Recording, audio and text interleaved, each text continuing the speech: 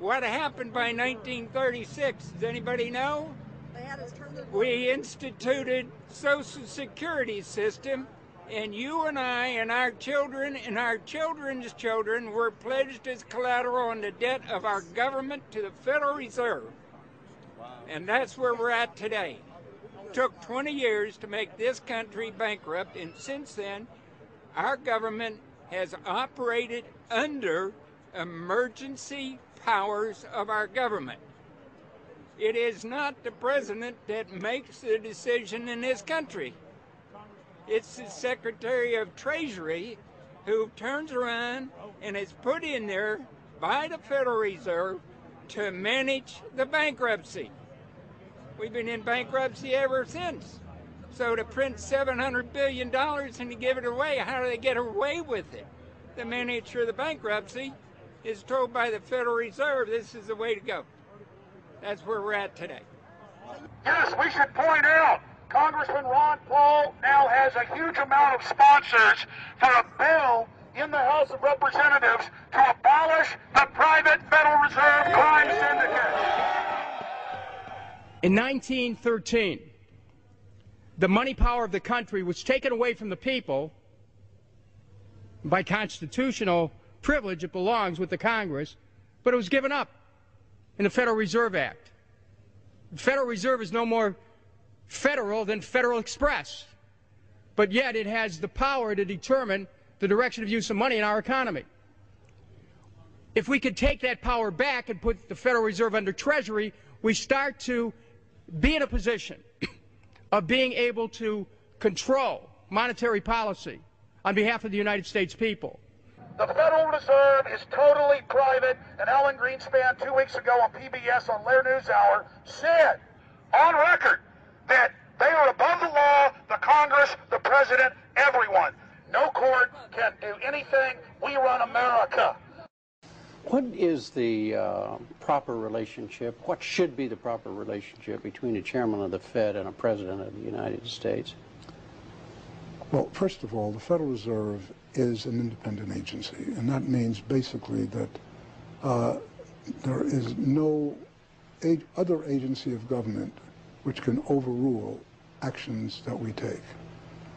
So long as that is in place and there is no evidence that the administration or the Congress or anybody else is requesting that we do things other than what we think is the appropriate thing, then what the relationships are don't frankly matter. Notice what Greenspan is saying. Greenspan is saying the Federal Reserve is beyond the law. And in reality, they are in practice beyond the law. Nobody, as far as I know, has ever audited the Federal Reserve. One of the first things we ought to do when we nationalize the Fed is go in there and find out the audit. Who stole money? Who engaged in corruption? There's a whole series of people going back to Volcker, to Greenspan, to Bernanke, and so forth. Think of the arrogance of private group of banks that have bankrupted the nation by design so they can repo the country. A private group of banks that loaned us our own money back are telling us they're above the law. You are not above the law, criminals. No one is above the law. No one is above the law, and the private Federal Reserve sure as hell isn't either.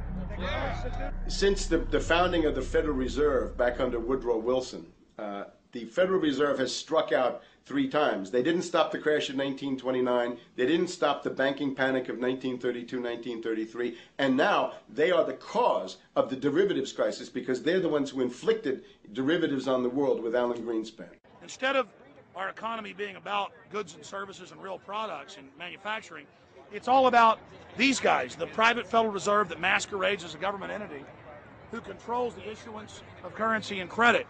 They're the ones that have cut off the liquidity in the market. They told us have a debt-based economy. Then they cut it off once they get us under their thumb and implode the economy so they can consolidate it. And that's what they're doing right now. I mean, it's in their own documents. It's in their own statements. They claim, give us unlimited power, give us trillions of dollars with the Baker bailout bill that's already $5 trillion, not $850 billion as they say. And we'll get the economy going, but they're hoarding the money and buying up other banks that aren't part of the Federal Reserve, buying up insurance companies, buying up roads, infrastructures, media empires, defense contractors. What the banks do is they implode an economy by cutting off credit.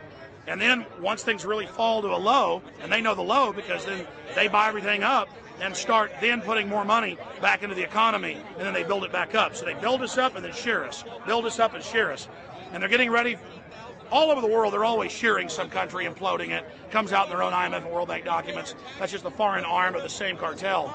And these are the people who claim to be the saviors of the economy, the people who have created every important crisis in the past 100 years, the Federal Reserve. So it's illegal, it's unconstitutional, and it's a failure. And I think the failure is what everybody can see right now. Yeah, what they do is they make you think Clinton's evil in running things. Then, oh, Bush will save us. And then, oh, Bush was evil. Now we'll be saved by Barack Obama, but he's just a puppet. But as we get deeper into this phase, when they implode the economy, they have all the money and all the control. But they also like to pose as the savior. So Obama is meant to be the savior during the Depression, and he'll save us with a 1 million person, he said, is bigger than our military, domestic spy force, a 3 million person environmental spy force. So giving people these jobs to be government bureaucrats and spies to go out and manage the other 290-something million Americans.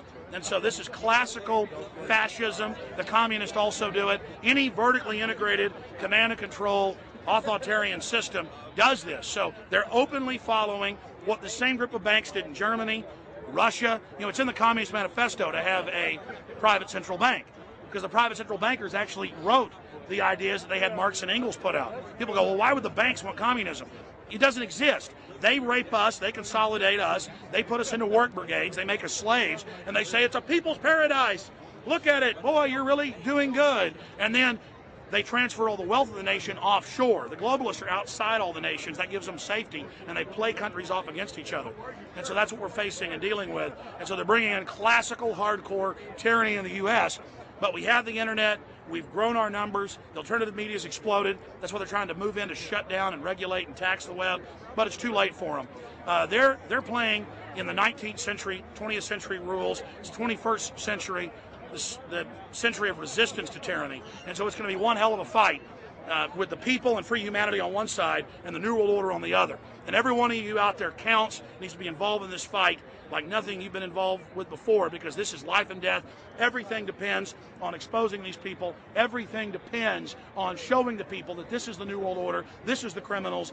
We're dealing with the king rats here, the people that are carrying out tyranny worldwide. And either they fall or we fall. Either worldwide darkness and a new age of tyranny and oppression and with a scientific overlay, or a new age of liberty and freedom and a new renaissance. The choice is the people's out there. Okay, we can tell you what's going on. You can check it out for yourself and find out it's true. But don't wait. Investigate now. Get involved now. Go out there and reach out now. We don't have time. If you're looking for the solution, look in the mirror. Look right into the mirror, because you out there, men, women, old, young, black, white, doesn't matter. It's going to be up to you if they win or if liberty succeeds and the people have a chance of having any future. These are cold-blooded eugenicists. These are cold-blooded people who think they're God, think that they're our masters, that think that we're animals. These are the guys that funded Lenin and Stalin and Hitler and Mao. These are the guys, it's all on record, that bankroll this stuff. They are hardcore vicious, and they must be resisted. Up until about the Kennedy assassination and the beginning of the war in Vietnam, the United States is a very powerful engine for world progress. It's the assassinations, the Kennedy assassination, and the others in the 1960s, the beginning of the Vietnam War, and the beginning of the absolute domination of the Wall Street Group over every other interest. Nobody else counts except the Wall Street money masters. That has now made the United States into no longer a force for progress, but something very different, often a force for destruction in the world. That doesn't need to remain that way. The interest of the American people is to fight to take your government back from Wall Street and make the United States a force for progress in the world, which we easily could do if we could just break the power of the people behind Obama.